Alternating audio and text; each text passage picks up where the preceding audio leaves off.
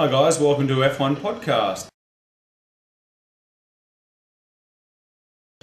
Alright guys, let's move on to another little controversy that's been happening in Formula 1 recently, which is Michael Schumacher's overtaking manoeuvre on Rubino. And at the time when I was watching that overtaking manoeuvre, I was like, oh wow, that's just so aggressive. And it was an amazing move given that, that he was getting closer and closer, and it was so significant as Michael was getting closer. I was thinking, oh, old sparring teammates here, you know, this is going to be interesting. And mate, now that move has now gone down in history. An amazing move by Michael, very controversial.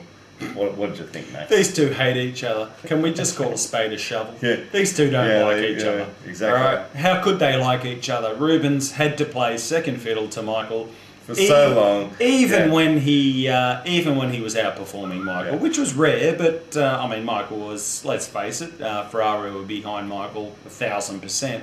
And now he's ahead on the racetrack, and he's defending against Michael.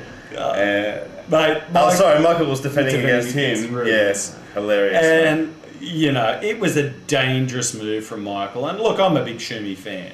All right, don't get me wrong. Yeah, but that was just dangerous. Yeah, I agree with Gerhard Berger saying it's probably a move that was possible 10 or 20 years ago, but in modern Formula 1, it was a little too close, it was a little too aggressive. He got penalised for it, and he said sorry, apparently. No, he was forced to say sorry. Michael was forced to say sorry, and Michael, between you and me and the deep blue sea, Michael's not sorry at all.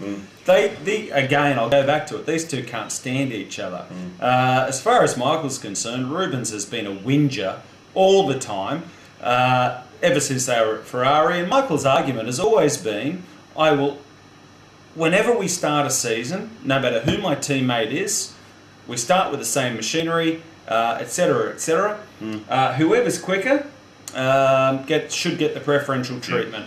And, you know, history will tell that Michael was always quicker than Rubens. There's certain races that Rubens had the upper hand on Michael. No argument there at all. But Michael always started off with the same machinery as any one of his teammates. And it was a case of who's quicker. What I disagree with is what Michael did that time, clearly in a slower car. That Mercedes, I think you would agree, mate, is not up to scratch this season. And Michael's already talking about 2011. As are Mercedes as well, yeah, talking about building their next year's car. Absolutely, absolutely. But I agree, mate. But that was a dangerous move, and that was unnecessary. It was unnecessary. It was overly aggressive. It was dangerous, and he's had his penalty now, so. Yep. Now, unfortunately for Michael, it's another thing that's going to be written about and spoken about in his career. Absolutely. But he did it, and that's the way it goes. So we'll have to. All right, let's move on though. All right, let's move on. Pep, we're coming up to Spa-Francorchamps. We are. The championship is in the balance. There's 7 races to go, and we look at Mark Webber. Yes, leading by the slimmest of margins. The slimmest of margins, mate. 4 points ahead of the 2008 world champion, Lewis Hamilton. What are your thoughts on the Red Bull at Spa-Francorchamps as opposed to the McLaren Mercedes, which loves the long straights? Yeah, that top end speed that McLaren is going to get down Spa is going to be very, very helpful with their F duct and other things going on. You got that right. The Red Bull's been very quick, pretty much on most circuits, so I expect Mark and Seb to be very, very competitive at Spa. I actually expect McLaren to be similar. I think they'll be fighting it out there at the front. Yep. And I think that Mark deservedly is now leading the World Championship with 7 races to go. He's won more races than anyone else, so the points should really reflect that. He's been, you know, as competitive and as consistent as anyone in his point scoring and his qualifying. So, mate, I'm expecting Red Bull and McLaren to be right up there at the front with Ferrari as well, nipping at their heels, Max. At Spa. Yeah, fair enough. I'm expecting, although I'm not going to put this as my tip, I'm expecting McLaren Mercedes to win at Spa.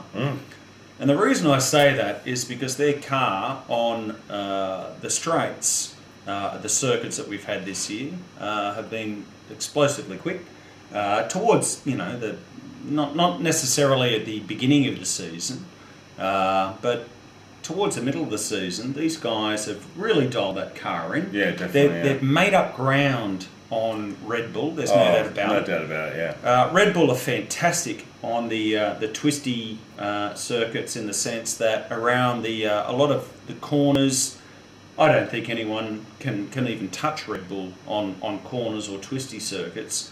But when it comes to the straights, that McLaren Mercedes, as you quite rightly say, with their F duct, they've got that. They designed the car with the F duct in mind, of course. And they've got plenty of straight line speed. They're always killing them on straight line speed. Now, Spa-Francorchamps, as you will agree, has great straights. Oh God, I love saying that. Has long straights. To wit, I think that the McLaren will really be able to make up ground there. Where I think they'll lose ground, of course, is in the twisty back end part of Spa.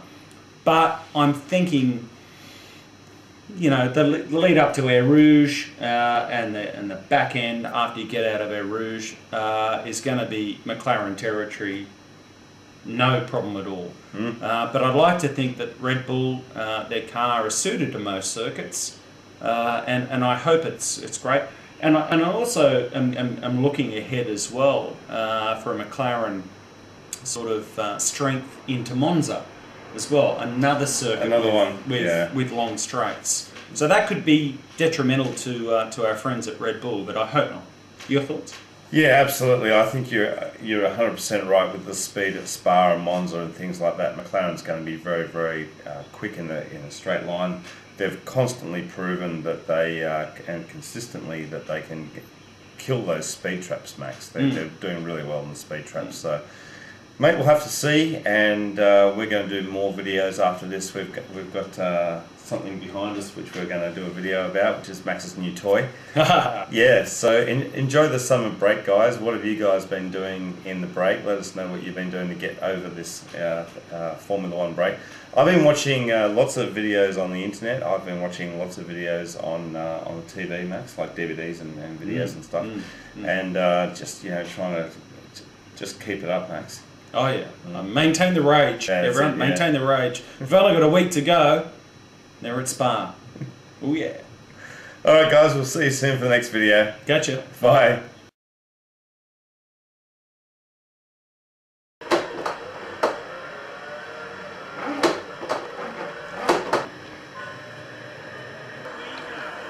Turn up the volume and enjoy. Here we go. All right.